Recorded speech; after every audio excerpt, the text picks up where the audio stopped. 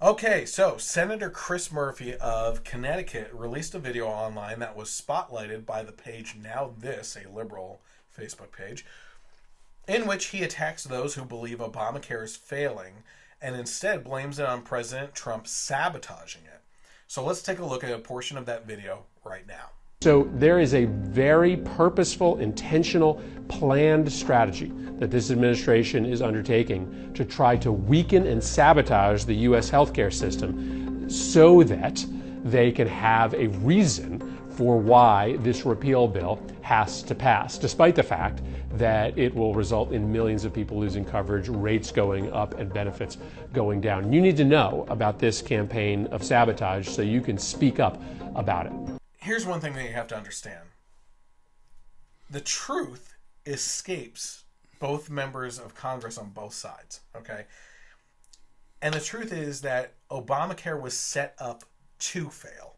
As a matter of fact, the architect, Jonathan Gruber, intentionally designed the Obamacare system to fail. And if you don't believe me, because obviously, you know, I keep on saying don't take someone at their word. You're just a crazy conservative. Yeah. Why should we believe you? Yeah, exactly. Let's look into how would people believe that that's true, that the architect of Obamacare actually wanted it to fail. Maybe if they saw him saying it, but even then, they probably still won't. Do you think a video like that exists? Like where the architect would actually admit to wanting it to fail? No, that couldn't possibly. Let's roll the video. On the website, that'll help even more. But it's the website and putting them on a level playing field. That's the big difference. And I think people are understating the importance of the exchanges relative to the public option. It's putting these insurers, putting their feet to the fire, saying, look, show us what you got and show us on a level playing field relative to the alternatives. Let's see what you have. Let's see what that does. If that doesn't work, then we'll have to revisit single payer. And we've done the important things of putting insurers' feet to the fire, making them be competitive and show their prices in a way which can allow comparison shopping. Let's see how that works. If that doesn't work, then we're going to have to revisit some kind of single-payer system. This bill is the last best hope for private insurance. That's it. If this bill does not work, if we cannot ultimately control healthcare costs under this structure, then we have to rip it up and start over. We just took a look at Jonathan Gruber himself, the architect of Obamacare, basically saying the reason why that what they were shooting for was a single-payer system. Now, a single-payer system, just for those that don't know, is the language that they use for universal health care. Yep. Okay, what they have in Europe, in the UK, and Canada, and everything else, which is what the left really wanted out of Obamacare, and what the right fought against, and what we ended up with was Obamacare. Now, why would Jonathan Gruber, the architect of Obamacare, want the Obamacare system to fail? And this is where it gets a little educational for people. Now, I used to work with you at T-Mobile. Yep. And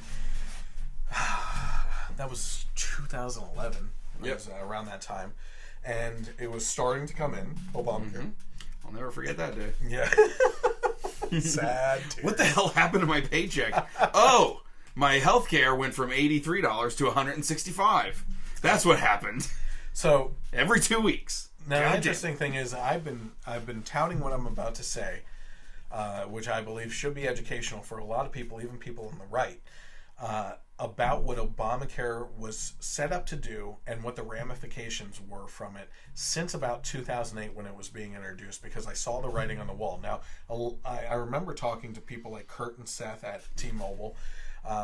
I might have sparked a fire. I know that Seth was into politics, but I think I hit a button on him that just turned it on, and he was all about it from then on. Yeah. But that, regardless, put that aside. I was telling them about what the ramifications of Obamacare were going to be, because they, Kurt at least, believed that it was going to be a good thing. I had a friend, Nick, who didn't understand what was coming, who they all thought I was like a crazy conspiracy theorist type guy on what Obamacare was going to mean for the nation. And then eventually when it did hit and things started happening, they start texting and calling me saying, what do we do now? What can we do? I'm like, guys, I've been saying this from 2008 on, that we need to get out there as a country on both sides of the aisle, because this was bad from the beginning and intentionally designed to fail. You're seeing and okay, so Senator Chris Murphy in this video here said that the failing of Obamacare and the implementation of Trump's plan was going to raise premiums, raise deductibles, and lower health care coverage, right? That's exactly what happened under Obamacare. Millions of people lost their insurance. It was basically a washout, like with the people that didn't have insurance getting insurance, and then everyone else that lost their insurance fighting for something because they didn't fit within certain guidelines. You also had like skyrocketing premiums, higher deductibles now, and when you introduce more people into the healthcare system, it's going to crowd that space even more and reduce the length of time that you have with your doctor and increase waiting times to see doctors. Now, that is not me putting down being able to help more people. That's just a fact of supply and demand and what happens with that. So, on top of the skyrocketing premiums and higher deductibles and millions of people losing their health insurance, now the healthcare system starts getting bloated as well on top of that. So, the question, though, is why would Jonathan Gruber and people on the left in Congress, maybe some citizens, I don't bash citizens because I don't believe that that's right. I believe that the people behind pushing these types of bills are the ones that stand up to the criticism. Why would they want Obamacare to fail? Well, here's a little lesson for you. Obamacare was intentionally set up to fail so that they can introduce a universal healthcare system. Now, with Obamacare, the implementation of Obamacare became a spider web of red tape and regulations and everything. So if something like that were to fail, it's hard to get out of at that point. So what happens is the citizens actually end up, starting to lose their health care, the skyrocketing costs, they can't afford anything anymore, and they go crying out for help, okay? And not in a bad way. They're crying out for help because they can't do it anymore, right? And the people that they go to are the Democrats that set it up in the first place. Well, the Democrats have the ability to say, well, listen, when we tried introducing Obamacare or the ACA, we were going for a universal healthcare system where everyone would be taken care of. The Republicans wanted this type of system over here, a free market system. We kind of had to go in between. So you can blame the Republicans for Obamacare falling apart.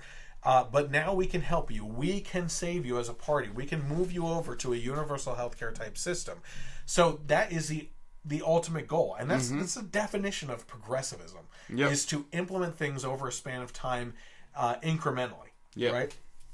So the interesting thing to me is if you were watching once Trump won and they started talking about the AHA, which is the Affordable Health Care Act, the Republican alternative to Obamacare or the ACA, is that the Democrats in Congress weren't really throwing too much of a hissy fit over it. It was more of a laid back kind of, oh, people are going to lose their insurance. This is a bad idea. Like the media was making more of a big deal. Oh, yeah, the media was talking about everyone. They're getting rid of the pre-existing conditions and it's. But the Democrats in Congress weren't making too much news on really throwing a hissy fit, and here's why. There were two scenarios that could have played out with the 2016 election for the presidency. If Hillary Clinton had won, they would have had a Democrat in office that once Obamacare fell apart, and it was designed to do so, to move to a universal healthcare system, they would have Hillary Clinton, who back in the 90s under her husband's administration was the first before Obama to introduce a universal healthcare type system. Now, she would be in place as the person to move people over to a universal healthcare system. And the Democrats would be the savior of their own plan that fell apart. But the alternative scenario actually played out, and a Republican president came into office during the time that Obamacare was falling apart. But this actually worked out to the Democrats' favor, and why they weren't throwing too much of a hissy fit on Obamacare falling apart. See, what actually happens here is as Obamacare falls apart and the Republican plan is introduced, behind the scenes and behind closed doors, they're actually rooting for the Republican care bill to pass, because once Obamacare fails and we move on to a Republican plan, they have one of two alternatives on how they're going to act towards this. One, either Republican plan is going to succeed or at least work. Like the Republicans during Obamacare, they will start to nitpick things apart and plant seeds in your head that this is the end of the world of healthcare and that things are going to fall apart. So they can plant those seeds and start throwing things at the Republicans. Or the Republican care plan, the Republican healthcare plan fails and falls apart, and they can use the Republicans as a scapegoat, saying, see, we told you that the Republican care plan wasn't going to work, and we should have stayed on Obamacare. But hey, you know, as long as we're off of both of these now, let's go to a universal healthcare system that will actually work. So those two scenarios can play out for the Democrats' favor, and why they weren't actually too upset that what's playing out is playing out, essentially. They wanted Obamacare to fail, and that's what people don't understand. The idea of progressivism is to incrementally introduce things to ultimately get to the goal. And the goal in this case for the Democrats is to have universal health care. And they can get to that by many different roads now. Yeah. And let's talk about why universal health care is not so great. Absolutely. I've posted stories over the last couple of years of people in the UK that pull their own teeth with pliers or fill in their cavities with super glue because they have to wait such a long period of time to get in to see a dentist. Yeah, I've heard horror stories of hospitals where there are people waiting in the hallways, literally just dying, you know, and it's all by prioritization, and because you're just you're not really a patient, you're just a customer. You're a number. Yeah, a number, and you can't get the top quality care, and that's why so many people in countries that have universal health care a lot of times come to the States. Yes, yep. So I actually spoke to a gentleman, a Canadian, that came down at T-Mobile.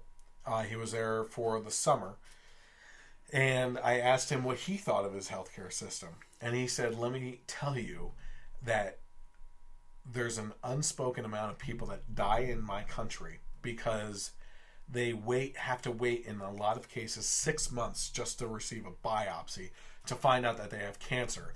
And, you know, 4 months into getting a call to set up that biopsy appointment, their spouse is saying, well, you're about 2 months too late because they died from cancer already. You know? Unbelievable. And it comes down to these types of things where people aren't getting the care that they need in urgent situations.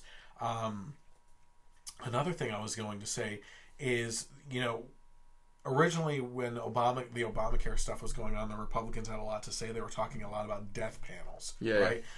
And that was like this horrible term for the right to use because it made things seem like the Grim Reaper judging, you know, within the hospital systems and everything. But what it actually turns out to be is exactly like you were saying. It's prioritization, especially. That's the perfect word for it, actually. And a selection process. So what ends up happening, it's a very interesting and very horrifying thing, which is they take a look at society.